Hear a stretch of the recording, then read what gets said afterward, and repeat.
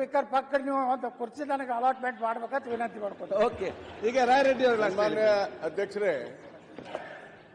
ಇವತ್ತು ಉತ್ತರ ಕರ್ನಾಟಕದ ವಿಚಾರದಲ್ಲಿ ತಾವು ಚರ್ಚೆಗೆ ಅವಕಾಶ ಕೊಟ್ಟಿದ್ದೀರಿ, ತಮ್ಮ ಧನ್ಯವಾದಗಳು.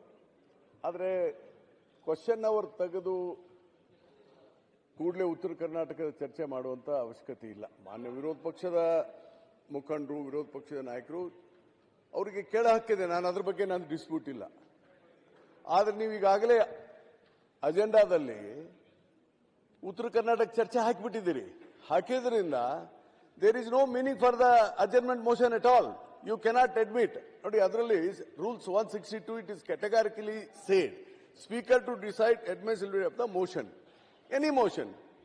ಅದಕ್ಕೆ ನೀವು ಡಿಸೈಡ್ ಮಾಡಬೇಕು. ಅದಕ್ಕೆ ಈಗಾಗಲೇ ನೀವು ಅಜೆಂಡಾದಲ್ಲಿ ಫಿಕ್ಸ್ ಮಾಡಿಬಿಟ್ಟಿದ್ದೀರಿ ಉತ್ತರ ಕರ್ನಾಟಕ ಚರ್ಚೆನ.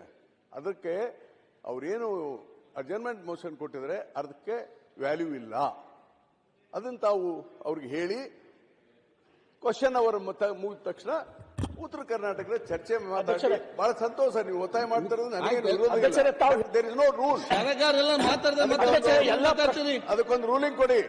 ಚರ್ಚೆ ಮಾಡೋದು ಅವಶ್ಯಕತೆ ಇದೆ ಅಧ್ಯಕ್ಷರೇ. ಆಯ್ತು, ನೋಡಿರಿ, ಅದು ನಿರ್ಧಾರ ನೀವು ಚರ್ಚೆ ಮಾಡಬೇಡಿ. ರಾಯರೆಡ್ಡಿ ಅವರು ಹೇಳಿದ್ದೀರಿ ತಮ್ಮ ಸಲಹೆ. ಅಲ್ಲ, ಅದಕ್ಕೆ ಒಂದು ರೂಲಿಂಗ್ ಕೊಟ್ಬಿಡಿ ಅಂತ ಹೇಳಿದ್ದ ನಾನು. ನೀವು ನಿಮ್ಮ ರೋಗವು ನಿಂದೆ, ಮದ್ದು ನಿಂದೆ, ಮತ್ತೆ ನಾನೇ ಕೇಳಿ ಕೂತ್ಕೊಳ್ಳೋದು. ನಿಮ್ಮ ವಿಚಾರ ತಾವೆಲ್ಲ ಹೇಳಿದ್ದೀರಿ. ಇಲ್ಲಿ ವಿಷಯ ಕೇಳಿ. ಈಗ ಆಯ್ತು, ನಿಯಮ ಪ್ರಕಾರ ನಿಮ್ಗೆ ಗೊತ್ತಿದೆ. ನಿಯಮ ಪ್ರಕಾರ ನಮಗೆ question hour is very important ಅಂತ ಹೇಳಿ ಫಸ್ಟ್ ಕ್ವಶನ್ ಅವರ್ ತೆಕ್ಕೊಳ್ಳುವಂತ ನಿಯಮ ಪ್ರಕಾರ. ಅದರ ಅನುಗುಣವಾಗಿ ನಾವು ಕೂಡ ಎಜೆಂಡಾದಲ್ಲಿ ಫಸ್ಟ್ ಕ್ವಶನ್ ಅವರ್ ಆದ ನಂತರ ವರದಿಯನ್ನು ಒಂದು 2 minutes ಅಲ್ಲಿ ಸಲ್ಲಿಸಿ ಮತ್ತೆ ಉತ್ತರ ಕರ್ನಾಟಕ ಚರ್ಚೆ ಅಂತ ಹೇಳಿ ನಾವು ಅದನ್ನು ಎಜೆಂಡಾದಲ್ಲಿ ಕೂಡ ಹಾಕಿದ್ದೇವೆ. ಈ ಮಧ್ಯದಲ್ಲಿ ಪ್ರತಿಪಕ್ಷದ ನಾಯಕರು ಕೂಡ ಇವತ್ತು ಒಂದು ಅದರ ಬಗ್ಗೆ ನಿಲುವಳಿ ಸೂಚನೆ ಕೊಟ್ಟಿದ್ದಾರೆ. ಇದರ ಮಧ್ಯದಲ್ಲಿ ಏನು, ನಮಗೆ ಕ್ವಶನ್ ಅವರ್ ಬೇಡ, ನಮಗೆ ಉತ್ತರ ಚರ್ಚೆಗೆ ಬೇಕಂತೇಳಿ ಕೆಲವರು ಕೂಡ ಕೇಳಿದ್ದಾರೆ. ಕೆಲವರು ಕ್ವಶನ್ ಅವರ್ ಬೇಕಂತ ಹೇಳಿದ್ದಾರೆ.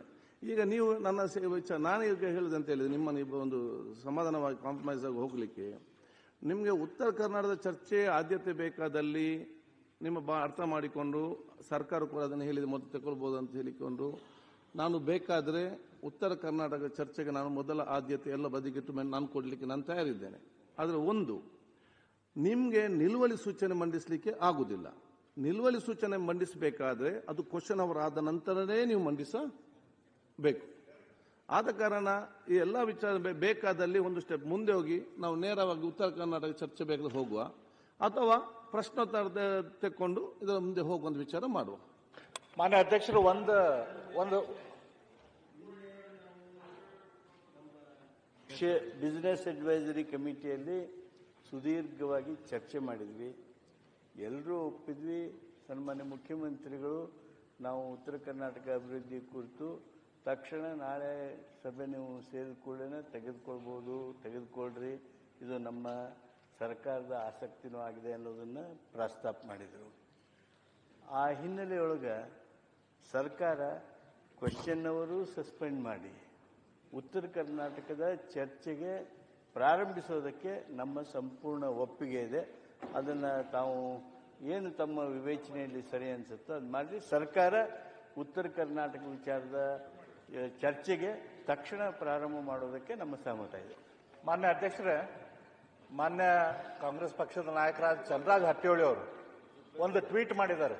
ಅಲ್ಲಪ್ಪ, ಮುಖ್ಯಮಂತ್ರಿಗಳಾದ DK ಶಿವಕುಮಾರ್ ಅವರನ್ನು ನೀವೇನು ಉತ್ತರ ಕನ್ನಡ ಚರ್ಚೆ ಬೇಕು, ರಾಜ್ಯಕ್ಕೆ ಬೇಕು, ಉತ್ತರ ಕನ್ನಡ ಚರ್ಚೆ ಬೇಕು. ನೀವು 6 ಗಂಟೆ ಟೈಮ್ ಮಾತಾಡಿ ನೋಡಿ. ನೀವು ಉತ್ತರ ಕರ್ನಾಟಕದ ಬಗ್ಗೆ ಭಾವನೆ ಇದ್ರೆ, ಅದ್ರ ಬಗ್ಗೆ ಕಾಳಜಿ ಇದ್ರೆ ಉತ್ತರ ಕನ್ನಡದ ಬಗ್ಗೆ ನೀವು ಚರ್ಚೆ ತಗೊಳ್ಳಿ. ಅದು ಬೇರೆ ವಿಷಯ ಇಲ್ಲ. ಮತ್ತೆ ಮಾತಾಡಿ. ನಮ್ಮ ಪಕ್ಷದ ಆಂತರಿಕ ವಿಚಾರ ನಿಮಗೆ ಮುಖ್ಯಮಂತ್ರಿ ಆಂತರಿಕ ಆಗಲ್ಲ ರೀ, ಮುಖ್ಯಮಂತ್ರಿ ಆಂತರಿಕ ಆಗಲ್ಲ.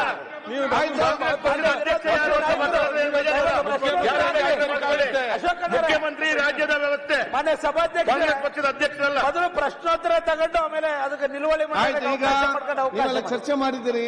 ಈಗ ಪ್ರತಿಪಕ್ಷದ ನಾಯಕರು ಅದನ್ನು ಹೇಳ್ತಾರೆ, ಫಸ್ಟ್ ಕ್ವಶನ್ ಅವರು ತಗೊಳ್ಳಿ ಮತ್ತೆ ಉತ್ತರ ಚರ್ಚೆ ತಗೊಳ್ಳುವ ಅಂತ ಹೇಳಿಕೊಂಡು ಈಗ ಪ್ರಶ್ನೋತ್ತರ ಸ್ಟಾರ್ಟ್ ಮಾಡಿ. Umanath Kotian, doctor G Parameshwar, home minister. ಚುಕ್ಕೆ ಗುರುತಿನ ಪ್ರಶ್ನೆ ಸಂಖ್ಯೆ 439